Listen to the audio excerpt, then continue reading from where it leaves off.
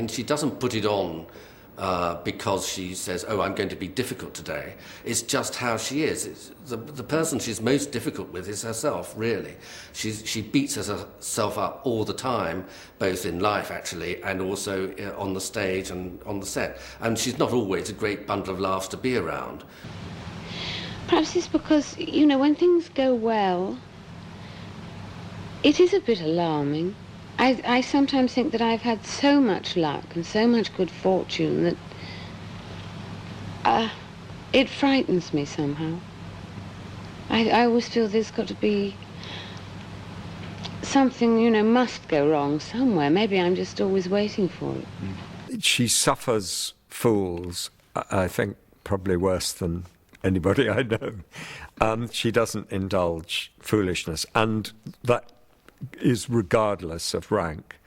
So you tread carefully, because if you say something ill-thought or ill-expressed, she will not let it go. So it's a fantastic discipline, because it obliges you to be very, very clear in your thinking. And if you're suggesting something to her, the suggestion, oh, could you do something different, would simply be ridiculed and in my view rightly, but despised. So she puts you on your mettle and obliges you to be absolutely accurate, absolutely specific. She's, of course, a brilliantly witty, engaging person to talk to when she relaxes into some sort of ease with you. But she's a very, you know, complicated and quite, in some ways, quite defensive person. And she protects herself a lot, and she needs to, because what's going on inside her, her talent, is such an absolutely remarkable thing that it could be very easily coarsened or cheapened or diluted in some way. And as her devotion to the talent that she's been born with, and indeed, of course, worked on subsequently, but her guardianship of that talent is a fantastic thing. That's something I've rarely met in actors either. She is protecting herself all the time, and nothing that comes between her and her work can be tolerated. But who would have been the man or the men who've most influenced you, do you think? Influenced me? I think directors, in a way, influence you when you have a great deal of rapport with them. Ingmar Bergman certainly influenced me greatly. And another director who I trust implicitly is William Gaskell, Bill Gaskell.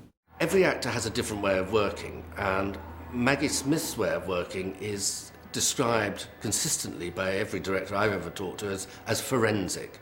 She's like a dog with a bone. Even at the end of a run, she's still mining the text, going back to the things, see if there's something else to do. When I was directing Maggie Smith, I made a mistake, which is that I treated her too much with kid gloves to begin with, which she didn't like, which made her uncomfortable, which wasn't good for the whole company in general. Only with time did I realize. But you see, I'm in a slightly unusual position as a director, in that I'm also an actor. And so I knew how great she was in a slightly different way to the way that a director might know, because I know exactly how difficult the things are that she does so apparently effortlessly. I have great admiration for people who work only in the films, because I think it's just a killing existence to work those hours. And it's very isolating, because you only meet the people you're working with in the unit. You can't have any other kind of existence at all. I think on film, undoubtedly her greatest performance, and of course it didn't win an Oscar therefore, was The Lonely Passion of Judith Hearn, in which she played a local spinster, Irish, very eaten up with guilt and self-revulsion. She was an alcoholic, and it's a raw, tender, and lacerating performance, based on a Brian Moore novel that she very much admires. She's a great reader. She loves the novels of Brian Moore, and also William Trevor, another favourite author of hers. And she really got inside this performance, and it relates really to another great performance she did with Alan Bennett of Talking Heads, Bed Among the Lentils, in which she plays another lonely alcoholic. She's a vicar's wife in this, who finds solace in the arms of an Asian greengrocer at the back of his Leeds store.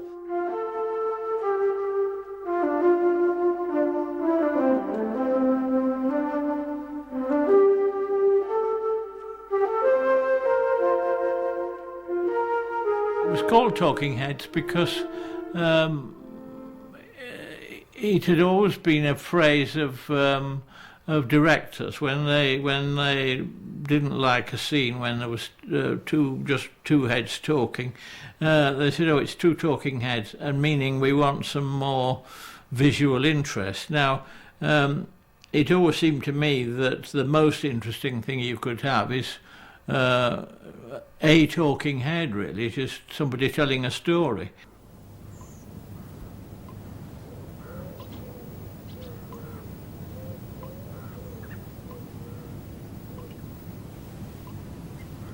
Jeffrey's bad enough, but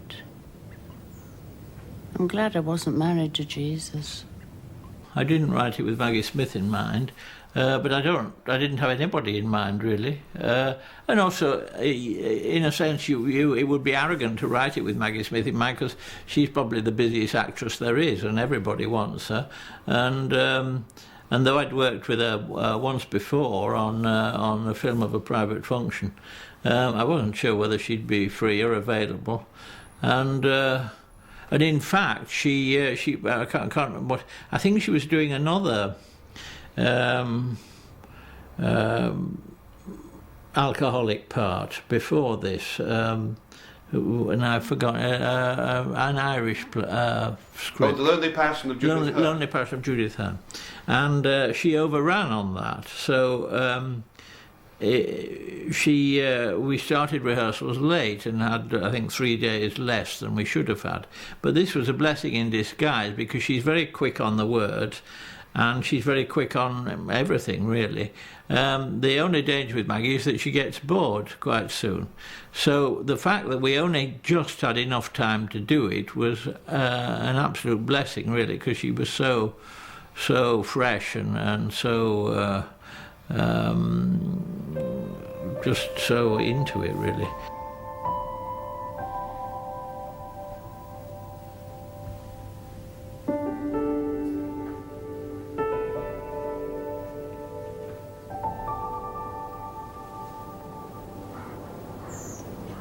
We were discussing the ordination of women.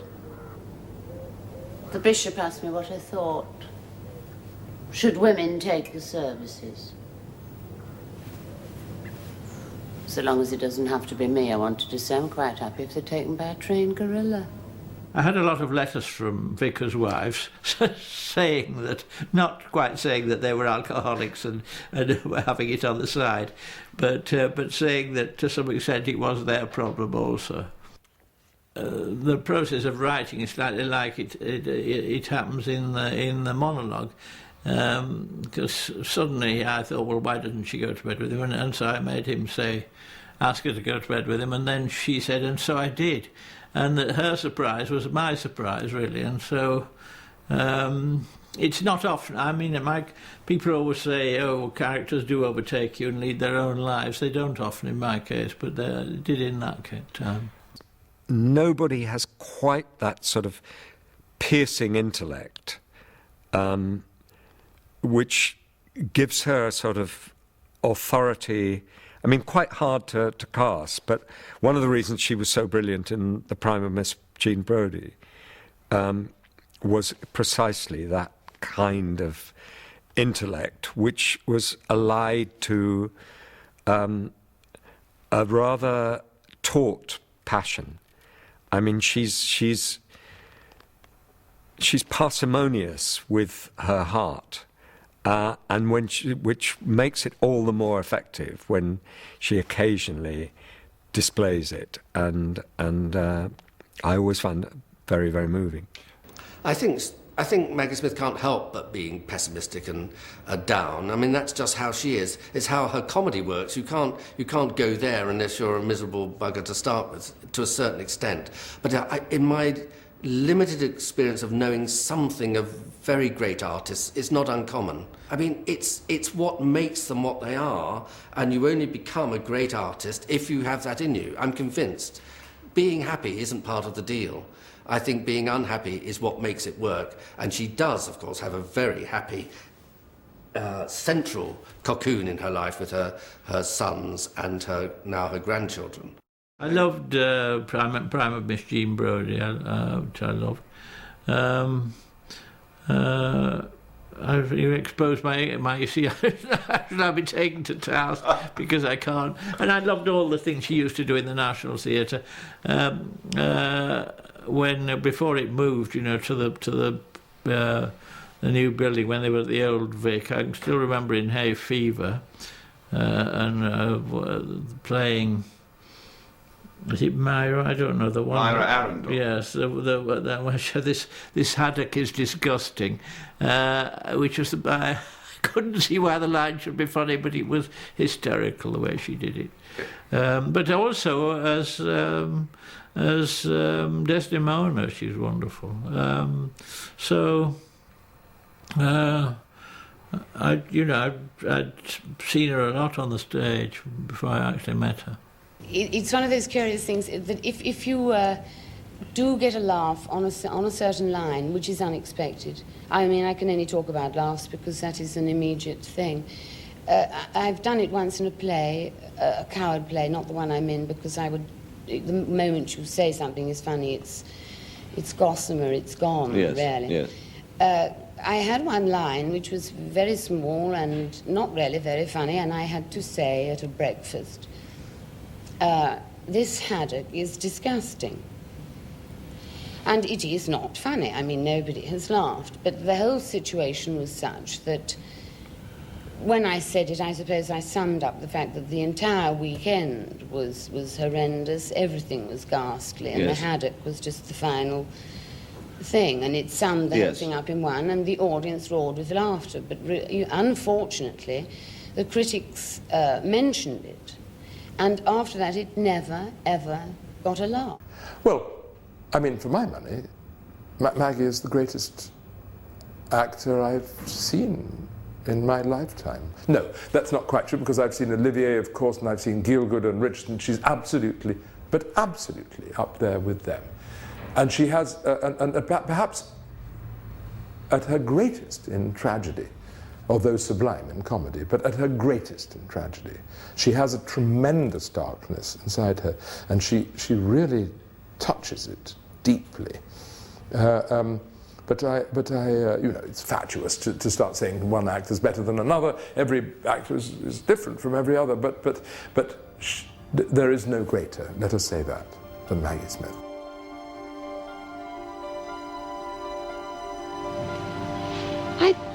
I think I'd have a go at anything if it were interesting enough and if I liked the script. I think on the whole people sort of really don't know who I am.